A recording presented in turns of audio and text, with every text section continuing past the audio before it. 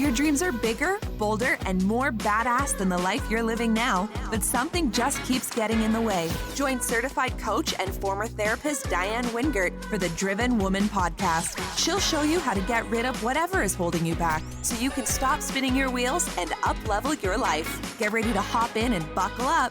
This is the Driven Woman podcast, and we're heading for the fast lane. When I first started preparing for this episode, I had no idea that we were going to be facing a global pandemic. No idea that we would be months into a quarantine that would cause many, many people to lose their jobs and some to lose their lives. So I offer this episode called In the Middle of a Shitstorm, Sometimes Life Hands You Free Toilet Paper. A little bit tongue-in-cheek, but there is a message in it that is meant not only for times like these, but for all times in life. So I invite you to have an open mind, a sense of humor, and listen to what I have to say about the shitstorms of life and the free toilet paper that's always available to us. You know, I'm sure I'm not the only one that's noticed that just about nobody gets through life without some sort of drama and trauma. Some of us have been steeping in it like a frickin' tea bag since we were born, and others have been relatively unscathed, maybe even having a relatively uneventful, perhaps boring life, with the exception of a few high-level crises along the way. You've probably also noticed that there are people who, no matter what is happening, always tend to look on the bright side. And there are those who see cause for gnashing of teeth and howling at the moon every time they turn around or look at their Twitter feed. I playfully think of the two groups as silver liners and dramatics. Now, it doesn't really matter if you're looking at your life from the 30,000-foot view or the boots-on-the-ground vantage point. Perspective is what we're talking about. Do you see life as something that's happening to you, or something that you're co-creating with whatever higher power or life force you think started the whole shooting match? If you've got a tendency to ask yourself things like, why is this shit always happening to me? Or personalizing it by thinking, when am I ever going to get my shit together? Then you're most likely to be residing inside the dramatics campsite. On the other hand, if you are more likely to think, how can I make today amazing?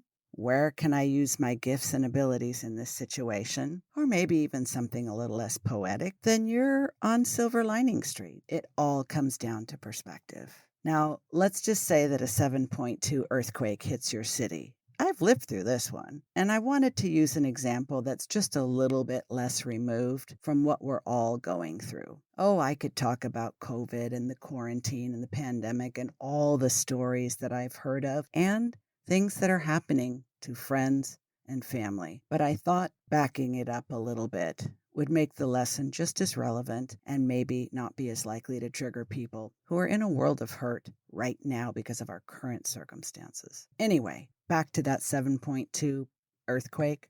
Let's just say you lived through it, as I did. You're unharmed, at least physically, but pretty shaken up, pun intended, and continue to feel fearful and have a little bit of insomnia for several weeks. You have repetitive thoughts about what might have happened, many of which are way worse than what actually did happen, and you feel anxious and restless almost all the time. Your house sustained some damage too.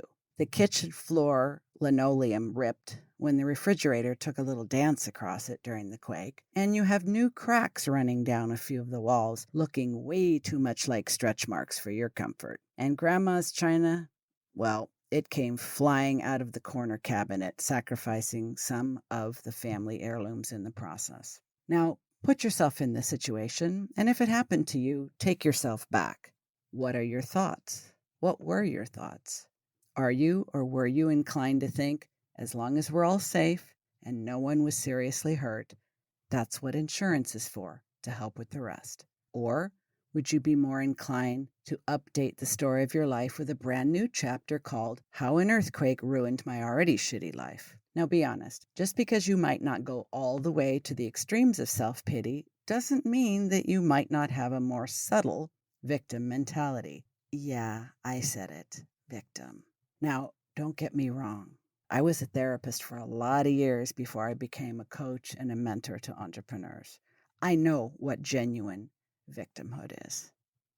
That's not what I'm talking about.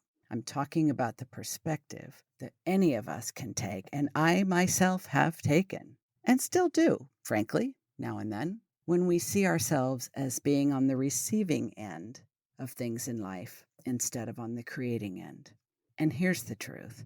Most of us have just about zero control over what happens to us, especially when it comes to things like natural disasters or global pandemics. The same is true for most health issues and, frankly, other people's behavior. But we do have complete control over what we make these things mean when they happen. Now, I will not deny that there are certain, at the risk of being offensive, let's just say benefits to being a dramatic. Dramatics do tend to get more attention from others, at least from other dramatics, codependents, groupies, rescuer types. You know what I'm talking about, right? Oh, sorry, let me break that down. Codependents are people who make your business their business.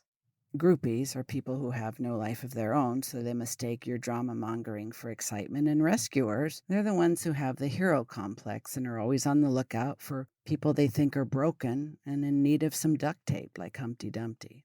Now, of course, I'm being sarcastic, but if these are your people on any level, you're leaning towards being a dramatic. You'll have plenty of company, but I gotta be honest with you, there is a better way, a much better way. And what kind of friendships do you really have going when you're a hot mess? And that's how you attract them.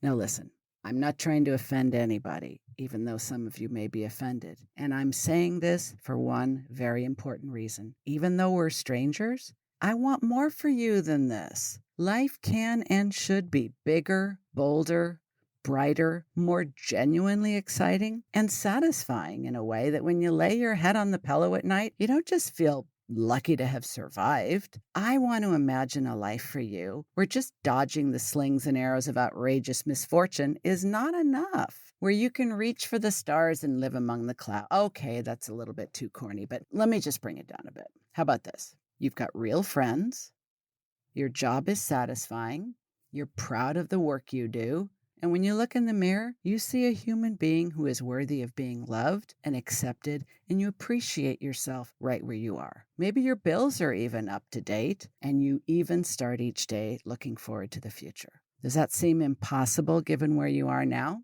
Well, luckily, nobody has to change anything instantaneously, but there is a secret to changing your life from whatever shitstorm it is right now to the one I just described, or your own personal version of it. Hey, you do you. Now, it's a DIY project, so you don't have to go into therapy. You don't have to hire a coach. You don't have to follow any gurus. You actually hold the key to transforming your life from the inside out right in your hot little hands.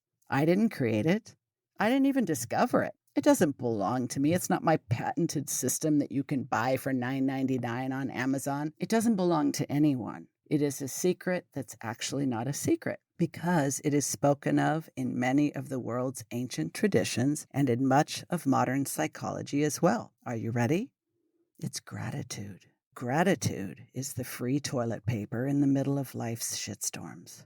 All you have to do is remember that it exists and it's always available to you. Now, I make it sound easy, and I know it isn't, because if you're in the habit of feeling victimized every time things go south, it will take some practice to get out of that rut. But listen, no matter how much shit is coming your way, you always have the option to reach for gratitude and wipe away the perspective that's causing you pain. Now, let me be clear. You can't always remove all of the shit.